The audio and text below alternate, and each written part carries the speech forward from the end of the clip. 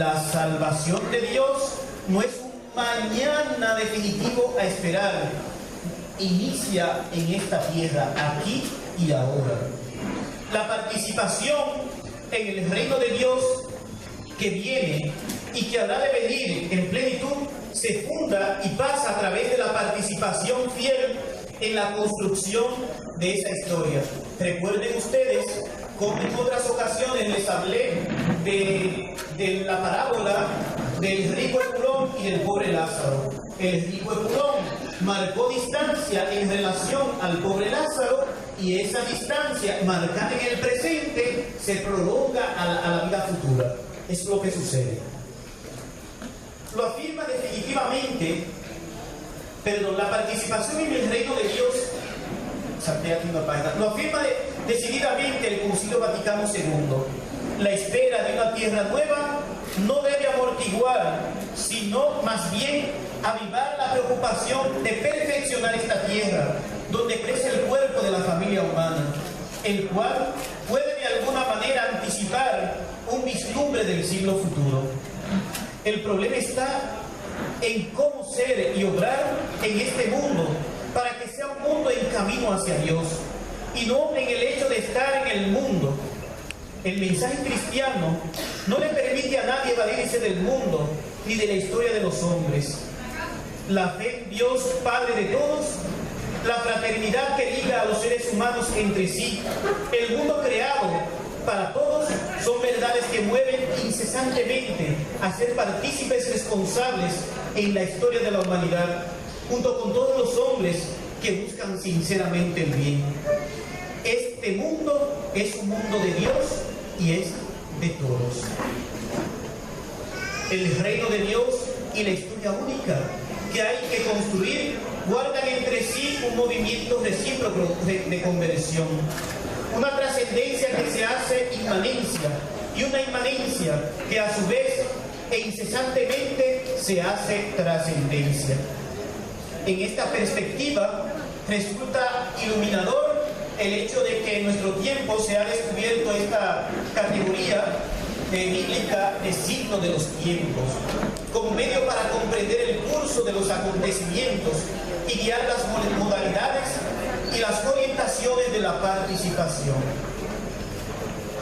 Reducir la fe, por tanto, a un espiritualismo cerrado, es decir, reducir la fe al ámbito de cuatro paredes de un templo, sin influencia histórica, es condenarla a perder su identidad de cristiana. Porque soy creyente, me lanzo al mundo. Es una exigencia de la fe.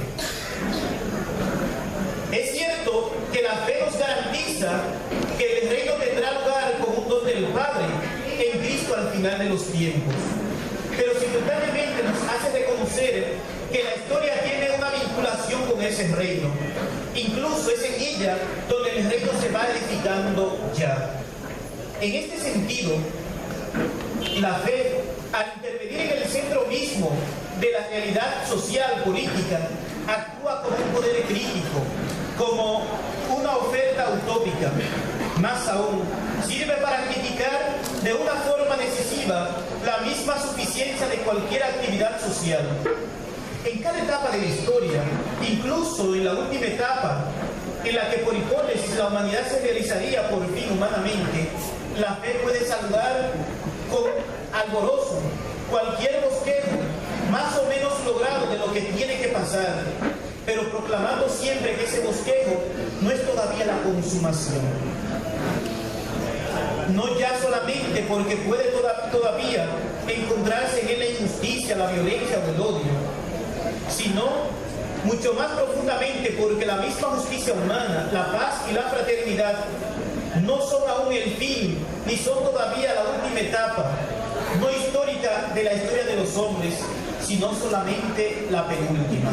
Es decir, frente a todas las realidades sociales, a toda actividad social, a toda organización política, la fe ejerce una función crítica. La fe nos dice que si es verdad que hay proyectos políticos, hay proyectos también esos proyectos se ven marcados por la realidad del mal. Y ninguno va a mostrar la cara de la realización definitiva del ser humano. La fe nos aporta sí un mañana en el que esa realización llegará a su plenitud. Esta instancia crítica propia de la fe la encontramos en aquellas palabras de Jesús dirigidas a quienes le ponían la trampa para saber sobre la licitud o no de pagar impuesto a Roma, y que se utilizó en su momento para marcar la distinción entre lo público y lo privado de la fe. Dice Jesús: den al César lo que es del César y a Dios lo que es de Dios. Y en un momento, en el diálogo de Jesús y Pilato, Jesús le va a decir: mi reino no es de este mundo. Tú no tendrías autoridad sobre mí si otro no te la hubiera concedido. Esto es importante. Cierto es que Jesús parece plantear dos órdenes: uno el plano secular y el otro el de Dios. Pero de este modo invita a considerarlos cada uno en su justo lugar.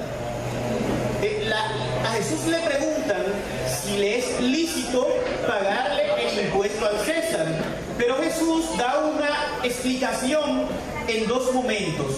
Jesús da una respuesta y agrega otra cosa que no le han preguntado. Es lo que sucede aquí. Decíamos que Jesús nos invita a ver dos órdenes, considerados cada uno en su justo lugar. Jesús nos dice: pues hay que reconocer la autoridad de César como rey y hay que pagar el impuesto, hay que devolverle lo que es suyo. Hasta ahí estamos bien. Pero el César no puede jugar a ser Dios, ni puede ocupar su preeminencia. De este modo, Jesús absolutiza el poder político, pero no por ello escapa al alcance de lo divino a quien le corresponde el todo. A Jesús le preguntan: ¿es lícito dar al César lo que es del César? Y Jesús dice: de hecho, denle al César lo que es del César. O sea, es lícito pagar impuestos, den al César lo que es del César. Reconozcan la autoridad del César, porque algunos judíos no la consideraban, no la admitían. Pero Jesús, en su segunda respuesta, invita a una toma de conciencia: darle a Dios el lugar que le corresponde. ¿Y qué lugar le corresponde a Dios? En todo. De este modo, el César no puede ser divinizado. El poder político no puede ser absolutizado. Solo Dios es absoluto. Y en cuanto a la respuesta de Jesús de que mi reino no es de este mundo, pues viene a afianzar un poco más esto. Jesús no reduce la respuesta a tan solo una división, plano de lo privado, plano público, sino que invita a una toma de conciencia de cuál ha de ser el lugar de Dios. Pero después veremos que la realidad política entra dentro del proyecto salvífico de Dios. Los papas afirman que la misión de la Iglesia es sobrenatural, que no ha sido fundada para ofrecer a los hombres bienes terrenos, que su misión es evangelizadora, la comunicación del mensaje evangélico a todos los hombres. Pero también afirman en todos los grandes documentos sociales que tienen el derecho y el deber de intervenir en las cuestiones sociales. La cuestión social tiene aspectos netamente temporales, que los que en nada se interfiere a lo religioso. Pero en todos los problemas sociales está por medio el hombre, y en todos debe este obrar conformando su acción a la moral verdadera. En este sentido, el Papa Pío XII, en un discurso a los cardenales y a los obispos reunidos en Roma, en el que trata extensamente el derecho de intervenir el magisterio de la Iglesia en todo cuanto afecta a la moral, se refiere expresamente a los problemas sociales. La cuestión social y las contiendas con ellas relacionadas no son problemas meramente económicos y por ende de tal género que puedan resolverse dejando a un lado la autoridad de la Iglesia, pues por el contrario es una verdad clarísima que la cuestión social es antes que nada una cuestión moral y religiosa, y por lo tanto ha de encontrar principalmente solución satisfactoria en los dictámenes de la religión y en las leyes de la moral. Es decir, un cardenal, un obispo, no le puede decir al orden político cómo ha de regirse o cuáles son las decisiones que ha de tomar. Un obispo, un sacerdote, no puede jugar a ser politólogo, porque no es su espacio, ni puede jugar a ser economista, si no lo es. Ahora bien, sí puede hablar de principios morales que tienen que ver con esas actividades y la persona humana. Ninguna actividad humana es amoral. Ninguna actividad humana, cuando una persona humana toma una decisión, esta decisión no se aleja del plano moral, tiene necesariamente un alcance moral, una influencia moral, su toma de decisiones públicas. Y en ese sentido, la Iglesia sí puede intervenir, yendo a los principios morales, volviendo a la ética. Hoy en día se habla de una moral política. Descubrir, avisar y orientar lo moral y religioso de estos problemas es competencia de la Iglesia. Lo temporal tiene autonomía y esta autonomía la proclama el Vaticano II, pero siempre al servicio de un fin superior, el servicio del hombre. Autonomía de la política. En torno a la política podemos decir que para el magisterio de la Iglesia, esta, como cualquier otra actividad y la realidad humana, tiene una dimensión ética, porque está la respuesta que da la Iglesia, está la respuesta que da la Iglesia a la idea del liberalismo, a la idea de la ilustración. Nos dicen, el sacerdote y la Iglesia tiene que reducirse a su iglesia, tiene que reducirse al templo, a la celebración de la misa. Sin embargo, la Iglesia dice, bueno, yo no puedo decirte a ti cómo tú has de realizar tu misión, pero sí puedo hablarte de principios morales. Sí puedo hablarte de moral. Y puedo decirte si tus actuaciones corresponden al desarrollo del bien común, a la implantación de la justicia y a la búsqueda de una pacífica convivencia. Les decía, la Iglesia reconoce la autonomía y independencia de la política. El Concilio Vaticano II ha hecho referencia a esta realidad en dos números importantes. En el documento Gaudium et Spes, el número 36 y el número 76. Hablando de esta realidad de la autonomía, de las realidades temporales, dice la Iglesia, si por autonomía de la realidad se quiere decir que las cosas creadas y la sociedad misma gozan de propias leyes y valores y que el hombre ha de descubrir, emplear y ordenar poco a poco, es absolutamente legítima esta exigencia de autonomía.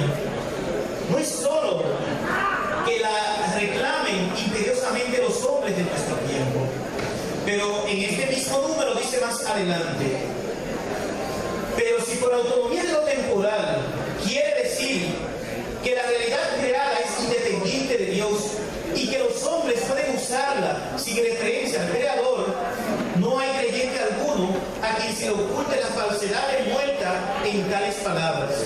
La criatura sin el Creador desaparece. Hablar de autonomía como que el creyente no tiene nada que ver con el plano social y político, o bien como un dejar de lado a Dios, no es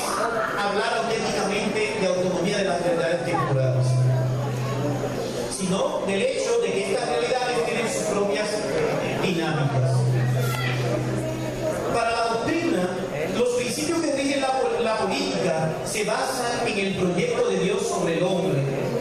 En este punto, en las Sagradas Escrituras se hace referencia a que toda autoridad viene de Dios.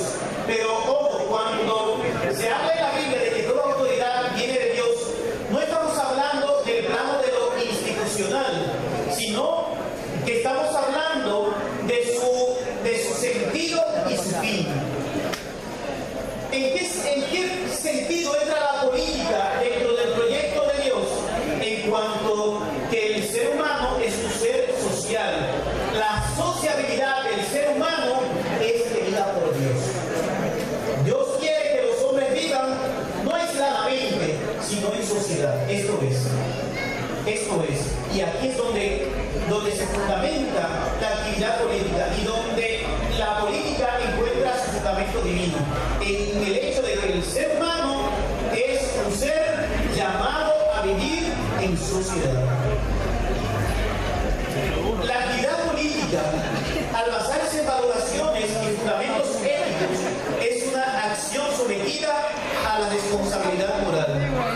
Si en el origen del hombre y de la política se encuentra Dios, Él es el punto de referencia para determinar positiva o negativamente la moralidad de un hecho.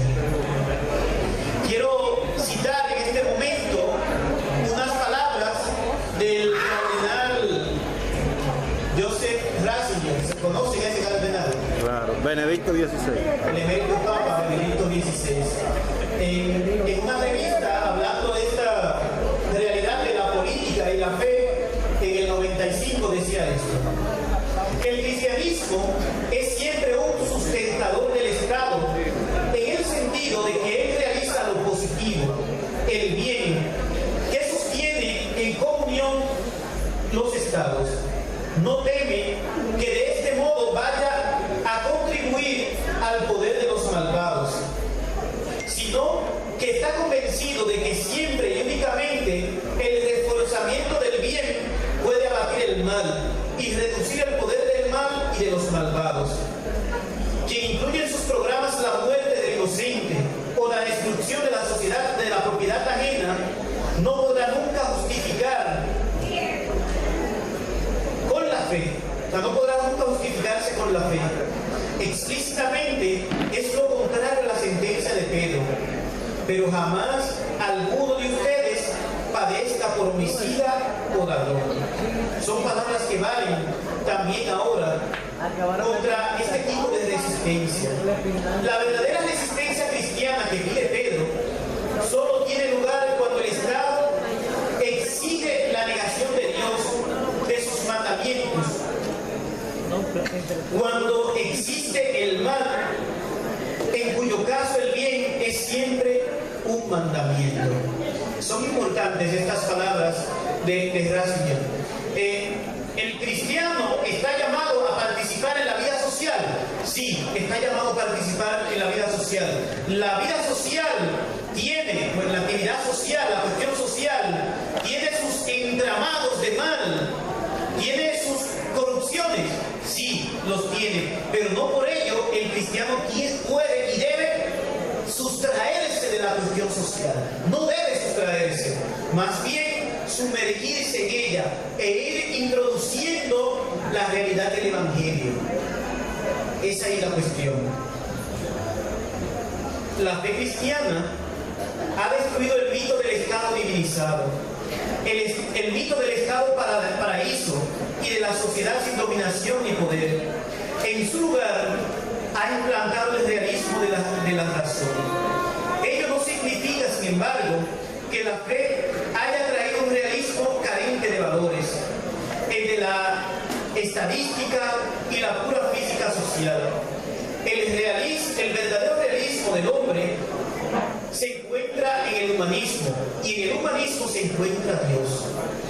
En la verdadera razón humana se halla la moral, que se alimenta de los mandamientos de Dios. Esta moral